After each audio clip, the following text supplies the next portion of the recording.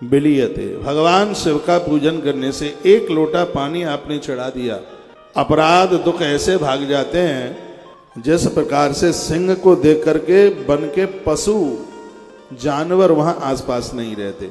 ये वही मानुष मास्तः मुखम संतानतः सुखम तेन पूज्यो महादेव सर्व कामार्थ साधका। अब ये दादा लोग सुन लें, जो बुढ़ापे में अपनी संतान का सुख चाहते हैं वो आज से ही भगवान महादेव की पूजा आरंभ कर दें।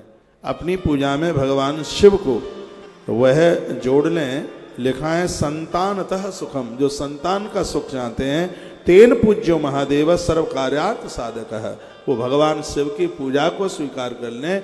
भगवान महादेव की पूजा उनके बुढ़ापे को नहीं बिगड़ने देगी, ऐसा वर्णन रुद्र संहिता में किया गया। किसी भी प्रकार का कष्ट है, शिवलिंग के ऊपर चढ़ाया गया पानी सभी बीमारियों को समाप्त करता है। रोजाना 3 बार आचमन की, भगवान का चरणोदक 3 बार ही आचमन किया जाता है।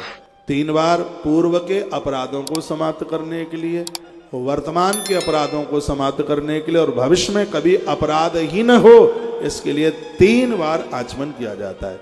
और उसमें बोला जाता है केशवाय नमः, माधवाय नमः, नारायणाय नमः, ये बोला जाता है 3 बार। केशवाय नमः क्यों बोला जाता है? केशव कहते हैं जो जिंदा है, जो सब नहीं है, जो मुर्दा नहीं है, जो जिंदा है।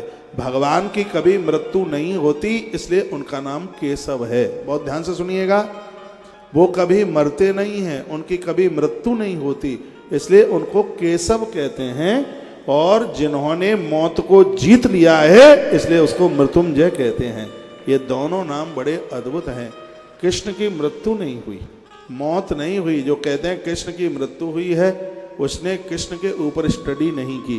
भागवत जी में वर्णन है 11वें स्कंद में कि भगवान श्री कृष्ण शरीर सहित अपना हृदय जरूर छोड़ गए थे, अपना दिल छोड़ गए थे, शरीर सहित वो अपने धाम के लिए चले गए। अपना हृदय इसलिए छोड़ गए क्योंकि कलयुग के लोगों का उद्धार करना था।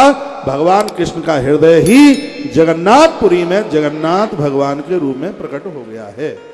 स्वयं भगवान कृष्ण का हृदय ही जगन्नाथ भगवान के रूप में प्रकट है। कृष्ण शरीर सहित गए हैं, तो केशव का अर्थ ही है जो मुर्दा नहीं है, जो अंत तक जीवित है। जिस समय हम केशवाय नमः बोलते हैं तो भगवान को कहते हैं, हे प्रभु आपने हमें अमर कर दिया है, आपकी कृपा से ही हम जिंदे हैं, तुम्हारा नाम लेकर के हम अमृत पान कर रहे हैं। भगवान के का चरणोदक अमृत तुल्य होता है। प्रभु को हम कहते हैं कि हे प्रभु मेरा जीवन स्वस्थ बना रहे, केशवाय नमः बोलकर हम आचमन करते हैं।